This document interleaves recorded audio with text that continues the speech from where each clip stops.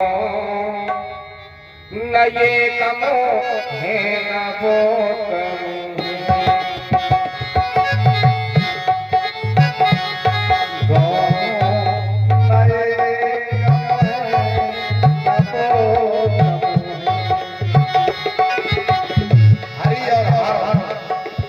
हरि हमारे भगवान और हर हमारे भगवान, इन दोनों में क्या अंतर है ये भजन के माध्यम से बताया गया है। हरि हर एक है दोनों, न ये कम है न वो कम है। भक्ति का मतलब हो जाता है जब जीव के अंदर भक्ति समाहित हो जाती है तो हनुमान जी के मंदिर में उसे अपने आराधना दिखाई देते हैं। हरि हर एक है दोनों, न ये कम है न वो कम है। हरि हर एक है दोनों, न ये कम है न वो कम है।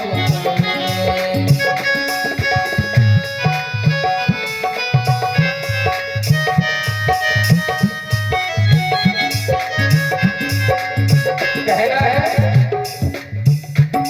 वो रहते हैं वाले, वो रहते ही सागर में,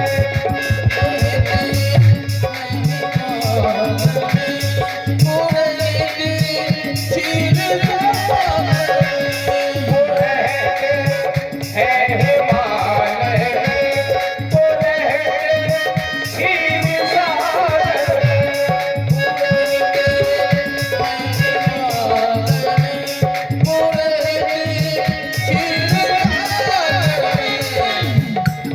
ससुर घर दोनों रहते, दोनों कहाँ रहते हैं? अपने अपने ससुराल में। ससुर घर दोनों रहते हैं, न ये कम है न वो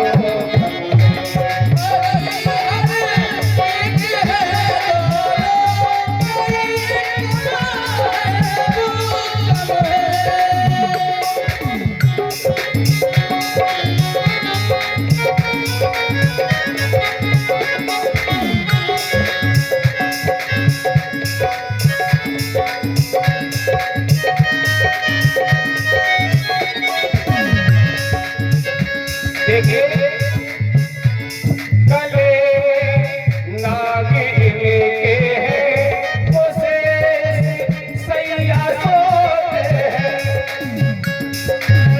नागिन के हैं उसे सैया सोते हैं। इनके गले में स्वयं का नाग है और वो शेष की सैया पर शयन करने वाली है, जिनके चरणों को स्वयं लक्ष्मी दबा रही है। गले में नागिन के हैं उसे सैया सोते हैं।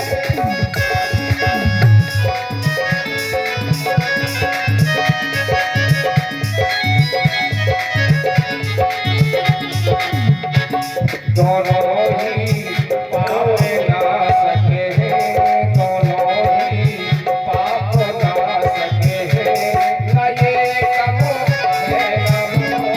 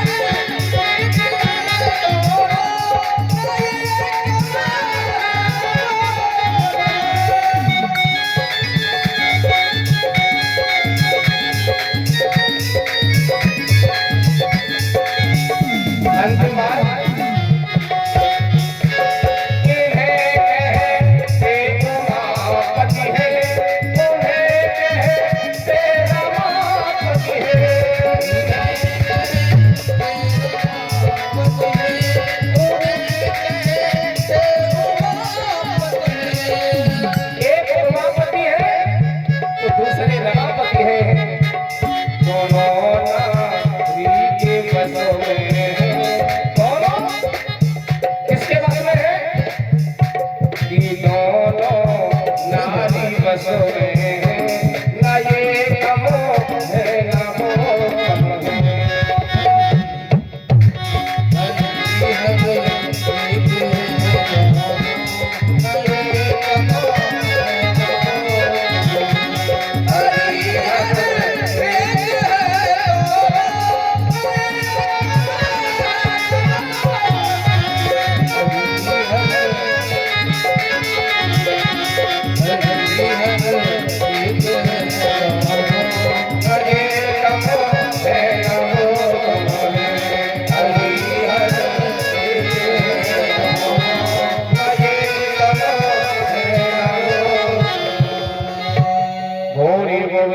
भगवान की बोले संत भगवान की। महाराज जी कथा जी में वर्णन कर रहे हैं, बड़ा सौभाग्य जी को संतों के दर्शन हो रहे हैं। और जिस कथा पांडाल में अगर संतों का आगमन हो जाए, जिस आंगन में संतों का पदार्पण हो जाता है, वो घर धन्य हो जाता है। संत हृदय नवनीत समान। जय हो। तो महाराज जी आप हमें बताएं कि कल के समय में कथा का विश्राम कहाँ पर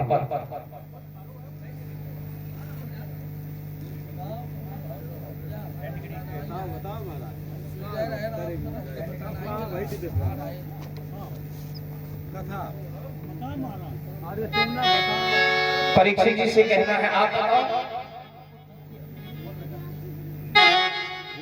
भोले गोविंद भगवान की। परीक्षित जी ने तो बता दिया, आप लोगों में से कोई हाथ उठाओ, कौन बताएगा? हाँ हाँ बताइए। अच्छा, भोले गोविंद भगवान की। महाराज समझ पाए कि ध्रुव लोग पहुंच गए थे, समाप्त नहीं गए, ध्रुव लोग पहुंचाए थे। भक्ति स्वतंत्र सकल गुण खानी, तेहि आधीन ज्ञान विज्ञान। भक्ति स्वतंत्र है, समस्त गुणों की खानी है। और जिसके अंदर महाराज जी भक्ति है, जो भक्ति है तो समस्त गुण है कि नहीं? और जब समस्त गुणों की खानी है और तेई आधीन ज्ञान विज्ञानी, उसके अधीन ज्ञानी और विज्ञानी दोनों है।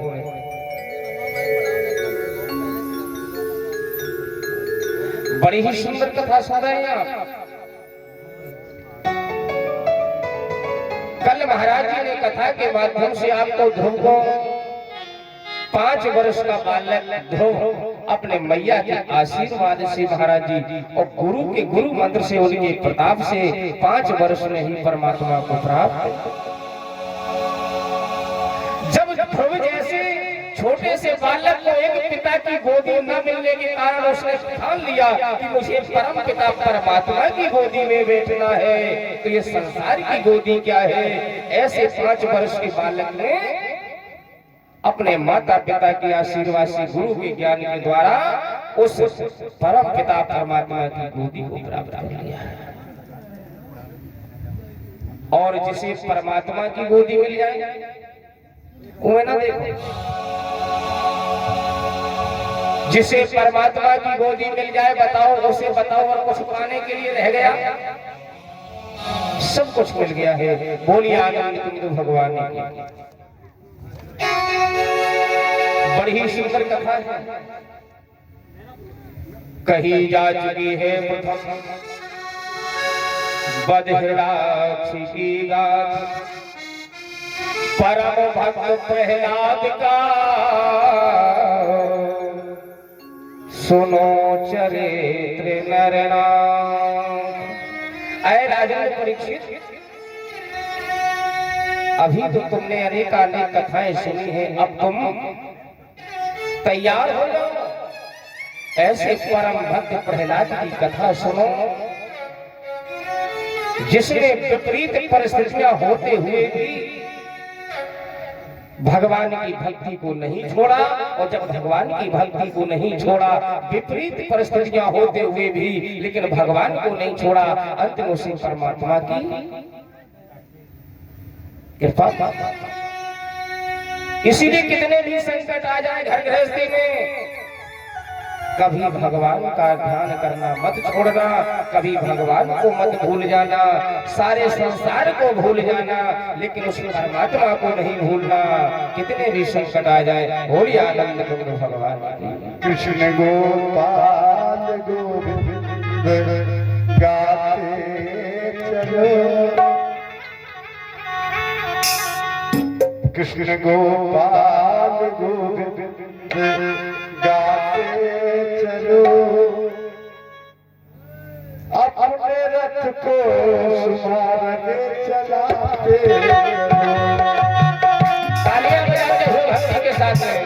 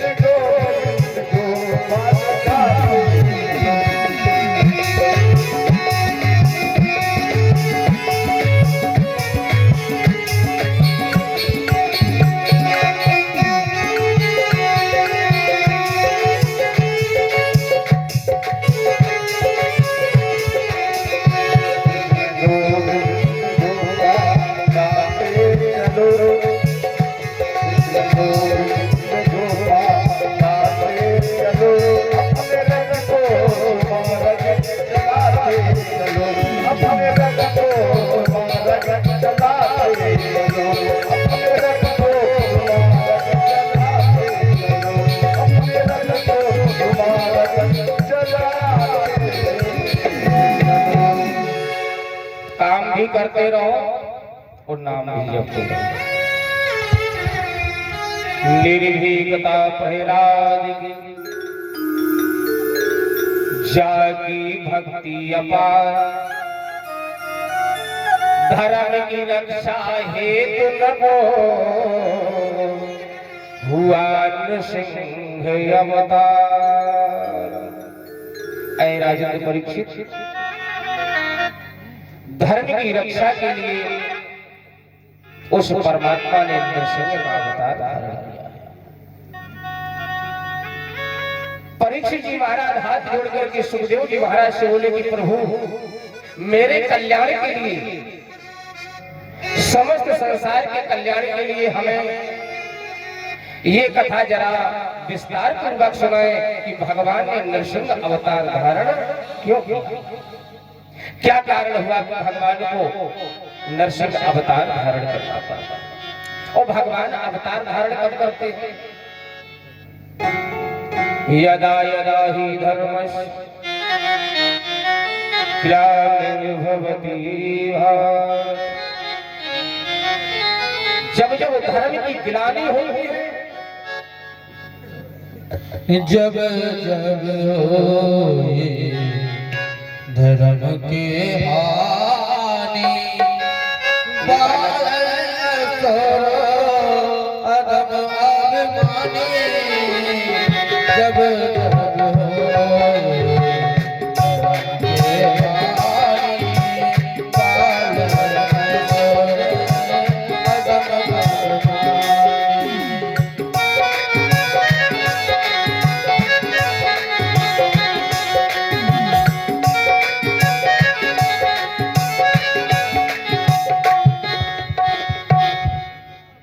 तिलक वाली कटोरी हमारे पास रख दो आप। ये बालक भगवान के श्री चरणों में पुष्पार्पण की है। भगवान ये बालक विद्यावान हो, गुणवान हो, बलवान हो। महाराज जी कथा जी में वर्णन कर रहे हैं,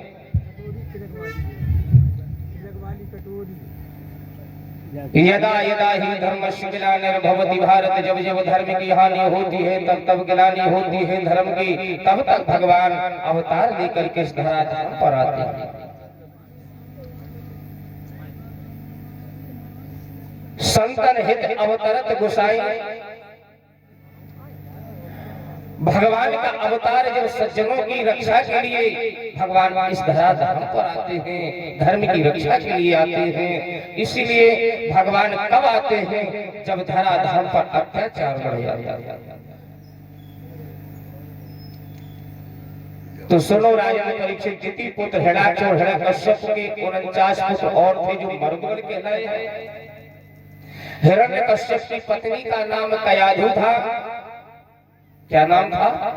कयाधु। कयाधु के पिता का नाम जम्ब था।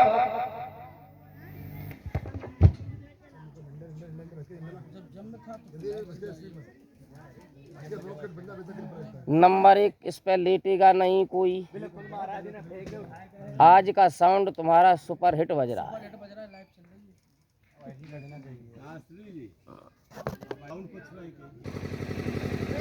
बोलिए भागवत भगवान की। हिरण्यकश्यप के पुत्र थे सहलाद, अनुहेलाद, हेलाद और एक का नाम था प्रह्लाद। हिरण्यकश्यप की एक बहन थी जिसका नाम था सिद्धिका। सिद्धिका उसका दूसरा नाम जिसे होलिका भी कहते हैं। होलिका का विवाह विप्रचित नाम के दानव से हुआ था, जिससे उसका एक पुत्र हुआ जिसका नाम है राहु। क्या नाम? राहु। सहलाद की पत्नी कृति से 55 पुत्र हुए हैं। हेलाद की धामन से बातापी और इलवल हुए हैं। अनुहेलाद की सूरमा से पास्कल और महिषासुर हुए हैं। प्रहलाद के पुत्र विरोचन हुए हैं। उनकी पत्नी देवी से महाराज बलि हुए हैं। बलि की पत्नी आसना से बाण इत्यादि 100 पुत्र हुए हैं। इस प्रकार से हिरण्यकश्यप का ये परिवार है।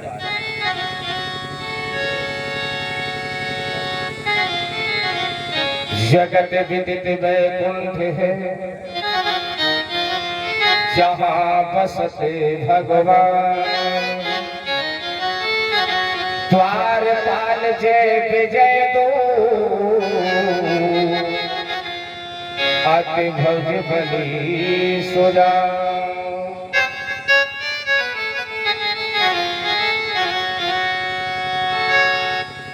संसार में एक ऐसा धाम है जिसे कहते हैं वैकुंठ धाम। और वैकुंठ धाम में कौन निवास करता है महाराज जी? वैकुंठ धाम में कौन रहते हैं? परीक्षित। जहाँ बसत भगवान, तो कहाँ है भगवान? वैकुंठ में। ऐसे वैकुंठ धाम में 2 द्वारपाल हैं जो दरवाजे पर खड़े रहते हैं।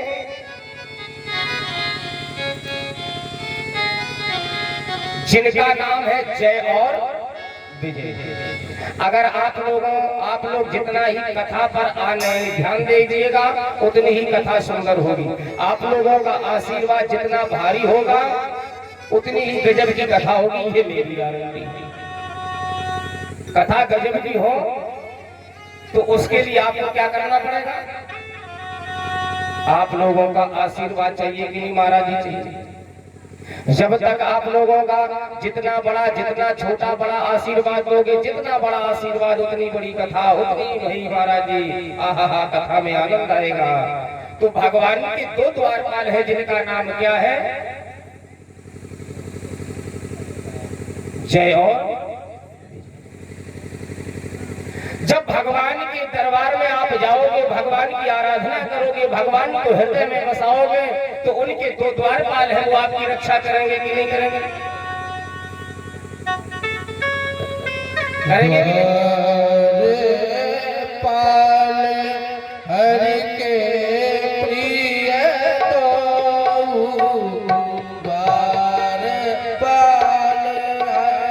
के प्रिय को जय और विजय जाने सबको जय और विजय जाने सबको द्वारपाल हरि के प्रिय को द्वारपाल हरि के प्रिय को जय और विजय जाने सबको जय और विजय जाने सबको। जब आप भगवान का आश्रय लेंगे तो उनके दो द्वारपाल है जिनका नाम है जय और विजय। जब आप भगवान के आश्रित हो जाओगे महाराज, अपना कारोबार करते भी रहोगे, अब ऐसे आश्रित ना हो जाओगे हम कर्म ही ना करें। कर्म तो करना पड़ेगा। अपना व्यापार खेती बाड़ी करते रहो, वो आश्रय किसके रहो? भगवान के। जब भगवान के आश्रित रहोगे तो उनकी दो जो द्वारपाल है जिनका नाम जय और विजय है वो तुम्हारी रक्षा करेंगे। जहाँ पर जय होगी तो आपका जय होगी, और जहाँ विजय होने को है वहाँ आपकी विजय होगी। चाहे पूरा गांव पूरा क्षेत्र आपके पीछा पड़े रहे, आपके पैर खींचता रहे, लेकिन आपके विकास को कोई रोकने वाला। बोलिए आनंद कुंज भगवान। ये है जय और विजय की कथा।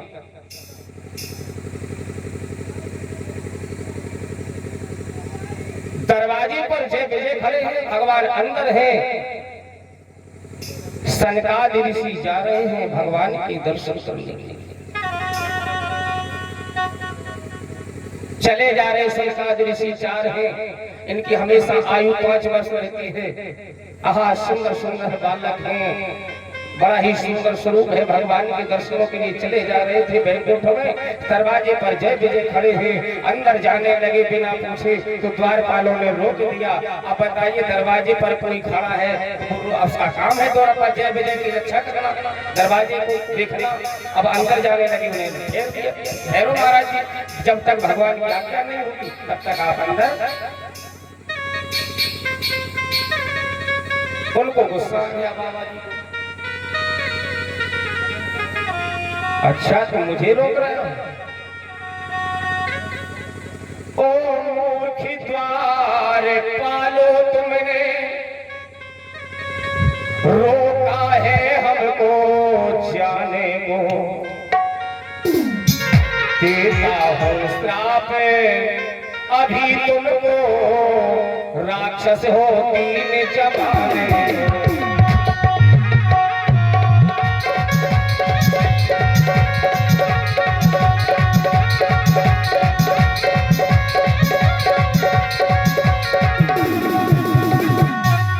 अरे मूर्ख द्वारपालो, तुमने मुझे अंदर जाने के लिए रोका है, मैं तुम्हें श्राप देता हूँ 3 जन्म के लिए राक्षस होगा।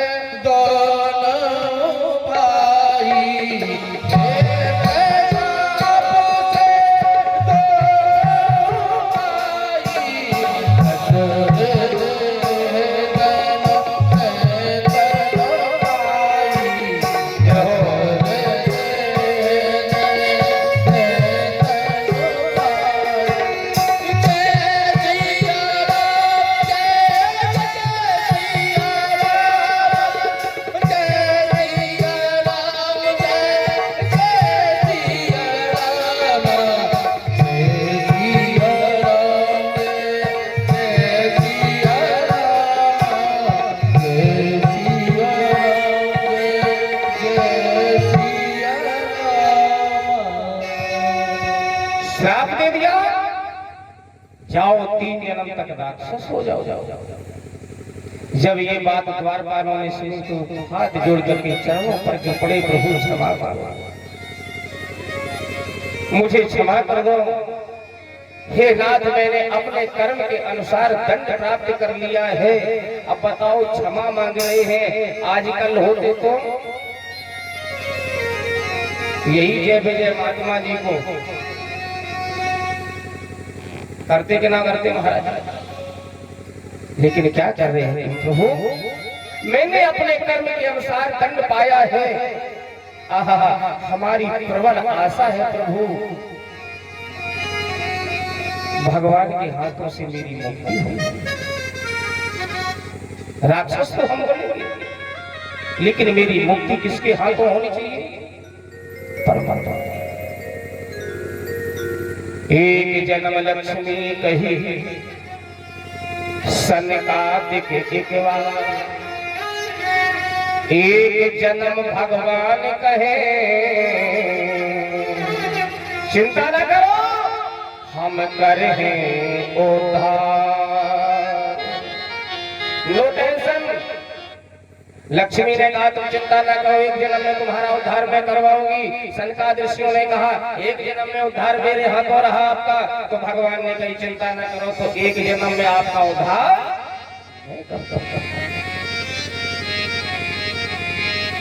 प्रथम जन्म में हिरण्याकश्यप,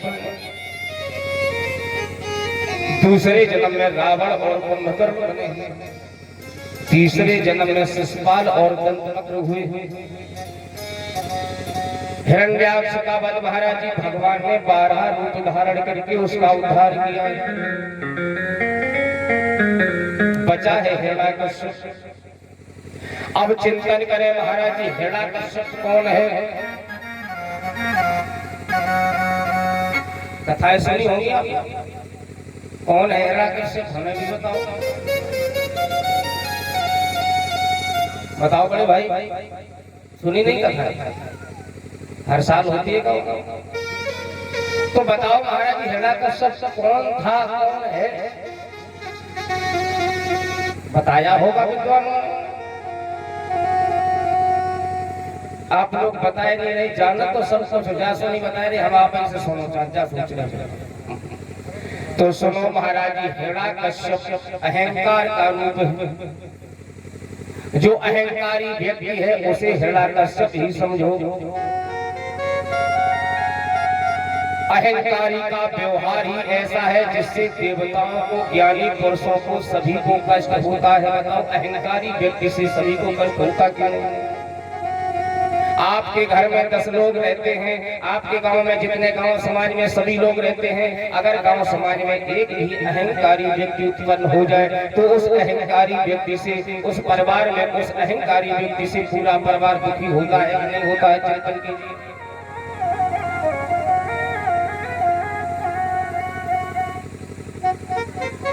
सभी को कष्ट होता है, अभिमान सभी को सताता है महाराज जी, सभी को ये अभिमान रुलाता है। रुलाता है कि नहीं रुलाता? ममता शीघ्र मरती है नहीं है, किंतु अहंकार नहीं। अहंकार न रात को मरता है, न दिन में मरता है महाराज जी, न भीतर मरता है, न बाहर मरता है, न ऊपर मरता है, न नीचे मरता है, न जिंदा से मरता है, न मुर्दा से मरता है। बताओ महाराज जी अहंकार किसी से मरता है? चिंतन करो ना। तभी तो हिरण्याकश्यप ने वरदान मांगा था, न दिन में मरू, न रात में मरू, न भीतर, न बाहर, न ऊपर, न नीचे, न जिंदा से, न मुर्दा से, न दिन में, न रात में। तो हिरण्याकश्यप का मतलब है अहंकार। ये अहंकार न दिन में मरता है, न रात में मरता है। अहंकारी व्यक्ति के पास आप जब जाओगे तो तुमको उल्टा ही जवाब।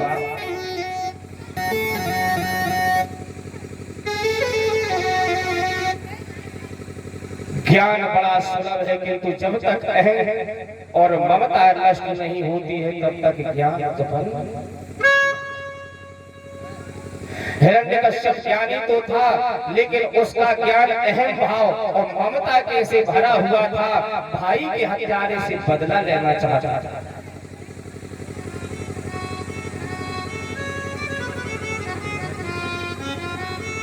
हिरण्याकश्यप ने विचार किया कि मेरे भाई को मार दिया, क्यों देवों ने अन्याय किया। मैं देवों को अब मारूंगा,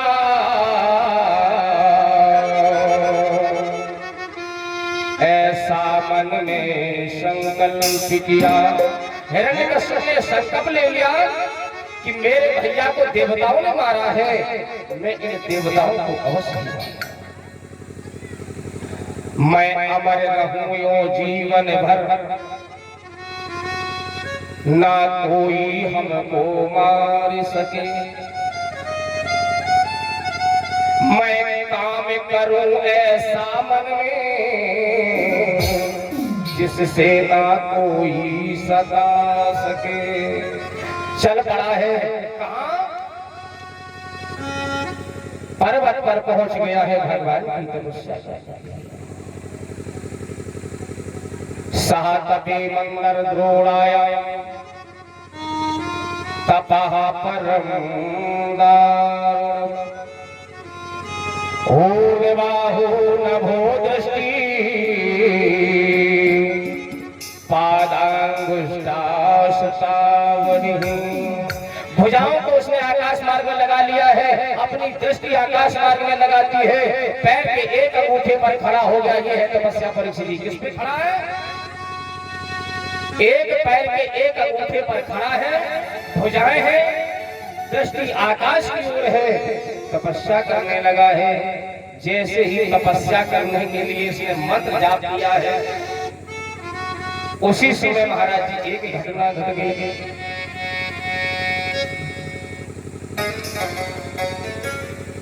इसने तपस्या जैसे शुरू की तो एक तोता का बच्चा नारायण नारायण नारायण कहते हुए उत्तर दिशा की श्री राम जय राम जय जय राम। श्री राम जय राम जय राम।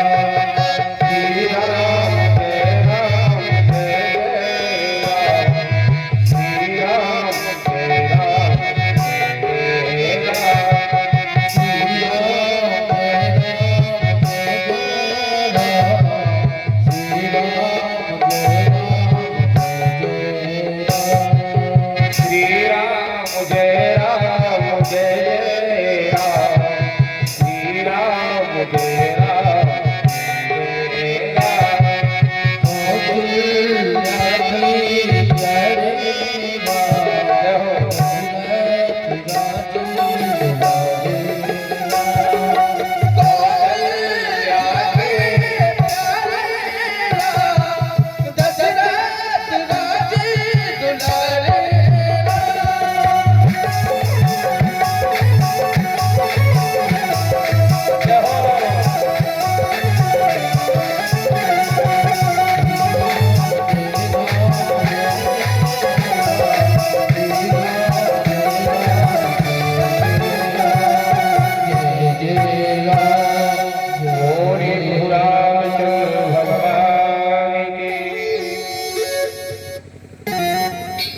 परीक्षा की कथा कहाँ चल रही? कहाँ चल रही कथा? आज खड़े होके बताओ कि महाराज कथा कहाँ चल रही?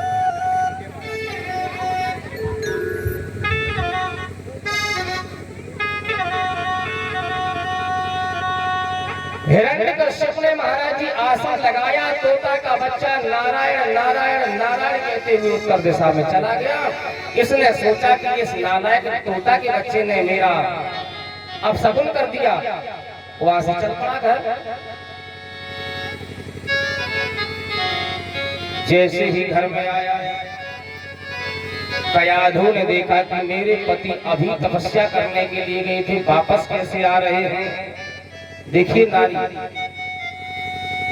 कयाधु ने दूर से ही देखा कि मेरे पति वापस आ रहे हैं, तपस्या नहीं, इसका कारण क्या है। आहा, इसे कहते हैं नारी धर्म पत्नी। एक लोटा सुंदर जल लेकर के दरवाजे पर खड़ी हुई है।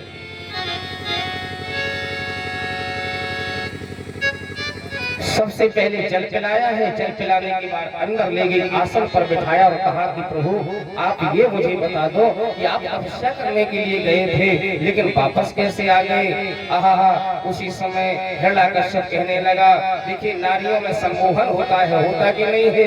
नारी चाहे तो अपने शराबी पति की शराब छुड़ा सकती है, अगर पत्नी चाहे तो अपने पति के अंदर जितने अवगुण है छुड़ा सकती है, लेकिन अगर छूट रहे जिसमें कहीं ना कहीं पत्नी का दोष।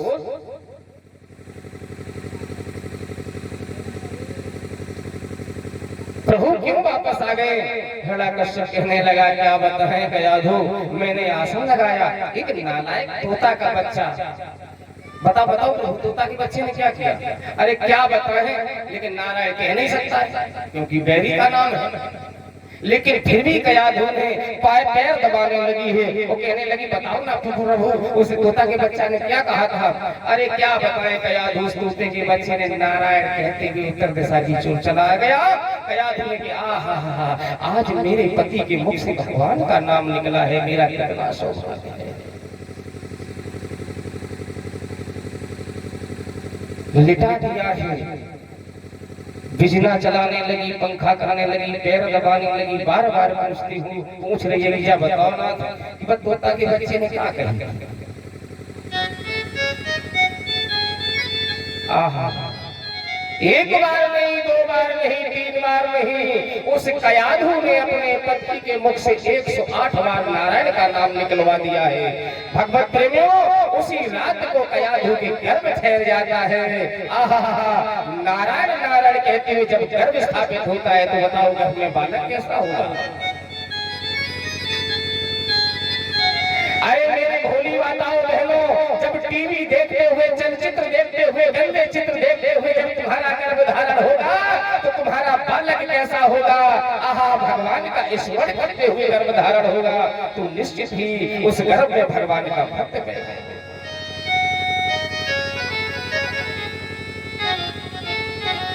सुबह हुआ,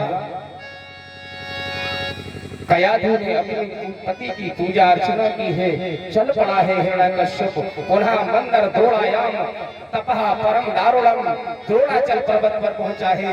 उसी स्थान पर खड़ा हो गया, एक पैर के अंगूठे पर, भुजाएं आकाश मार्ग में फैला दी है, अपनी दृष्टि आकाश में लगा दी है और तपस्या करने लगा।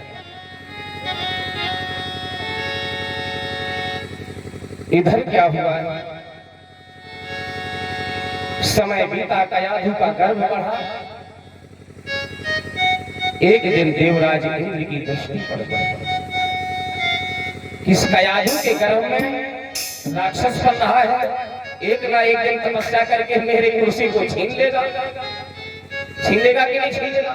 ये तो राक्षसों का काम रहा तपस्या की, तो तपस्या के बाद इंद्र को परेशान किया, देवताओं को परेशान किया, संतों को परेशान किया, तो ये निश्चित ही एक दिन मेरे इंद्रासन को छीनेगा। तो इसने क्या किया है देवराज इंद्र ने? महाराज जी, हिरण्यकश्यप की राजधानी झांसी में एरच पड़ता है। कहाँ पड़ता है? एरच नगरी, वहीं पर इसकी राजधानी थी। देवराज इंद्र ने आक्रमण कर दिया है। आक्रमण करने के बाद महाराज जी, इस देवराज इंद्र ने कयाधु का अपहरण कर लिया और लेके आकाश पर चल पड़ा। देवराज इंद्र ने देखा, नारायण नारायण नारायण, देवराज इस देवी कयाधु का अपहरण। देवराज इंद्र ने कहा, नारद जी इसके पेट में जो बच्चा पला है मेरा इंद्रासन छीन लेगा। देवराज इंद्र से नारद जी ने कहा, देवराज इंद्र, मैंने सुना था कि तुम बहुत बड़े वीर हो, तो नारियों से भी डर रहे हो?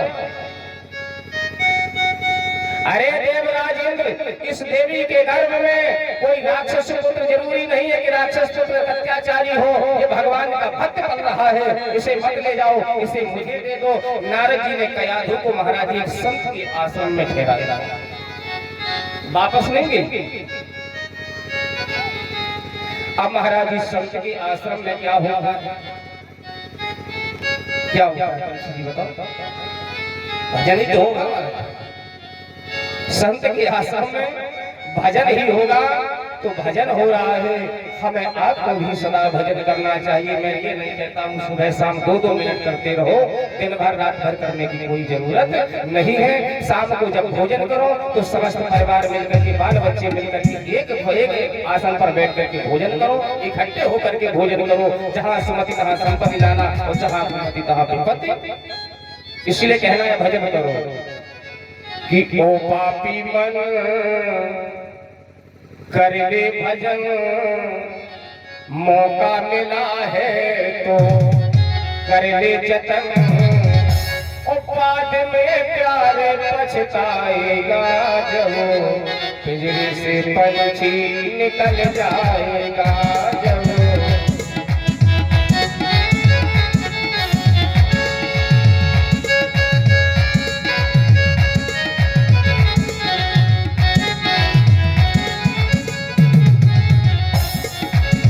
ओ पापी मन कर ले भजन, मौका मिला है तो करने जतन, बाद में प्यारे पछताएगा जब मेरे से पंछी निकल जाएगा जब।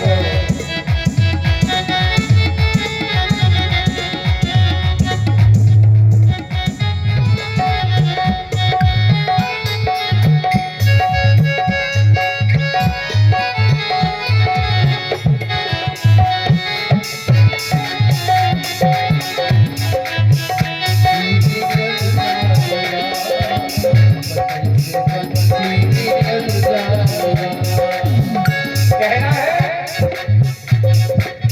चारे दिनों का है जग मेरा, चारे दिनों का है जग मेरा, कोई न साथी संगी अकेला, कोई न साथी संगी अकेला।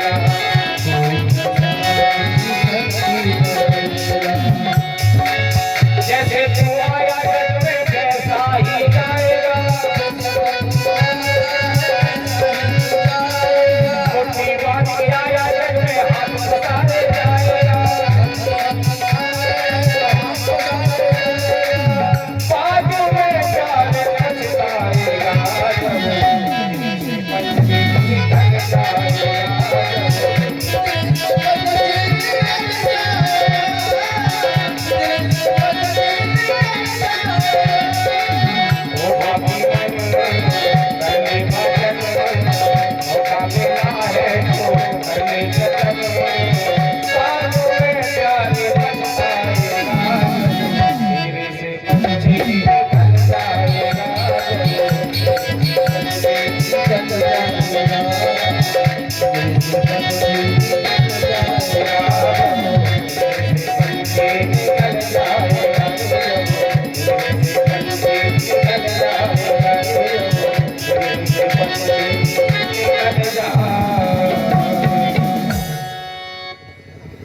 मौका मिला है, मानव जीवन मिल गया है, मिल गया सो मिल गया, दोबारा मिलने वाला नहीं है। हम ये कह रहे हैं मानव जीवन मिल गया है, मौका मिल गया, समझ लो तो ज्यादा नहीं, सुबह शाम 2-2 मिनट भगवान का भजन करते रहो तो एक ना एक दिन परमात्मा की कृपा होगी। और हम तो इसलिए कथा कह रहे हैं, जाके वजह से थोड़ी कह रहे हैं महाराज, हम तो इसलिए कथा कह रहे हैं कि हम कथा कहेंगे तो आप लोगों का आशीर्वाद मिलेगा, और जब आप लोगों का आशीर्वाद मिलेगा तो शायद कहीं आप लोगों के आशीर्वाद से भगवान की नेक को कृपा हो जाए तो दशाकर शास्त्री को जीवन कुछ ना मिल पाए। अगर महाराज जी तरण तारण ना हो पाए तो दोबारा मानव जीवन मिल जाए तो भगवान का भजन फिर कर सकते। बस यही कामना है। बोलिए आनंद भगवान की। महाराज जी कथा जी में वर्णन कर रहे हैं, कयाधुरी संत के साथ में सुबह शाम भजन करते, और जब माता भजन करेगी तो बालक जो पल रहा है गर्भ के अंदर वो क्या करेगा? डांस तो करेगा नहीं महाराज। माता के आचार विचार खान पान का असर उसी बच्चे पर पड़ता है, क्या पड़ता है? इसलिए माँ माँ माँ। अब क्या हुआ, समय गुजरता गया, हिरण्यकश्यप तपस्या करके वापस आया तो देखा कि कयाधुरी, पता चला कि संत की कुटिया में है। हिरण्यकश्यप ने आदेश दे दिया कि जाओ मंदिरों को तोड़ दो, यज्ञ में कहीं अग्नि ना दिखाई दे, कोई संत महात्मा उस नारायण की आराधना करता ना दिखाई दे जाए। अगर किसी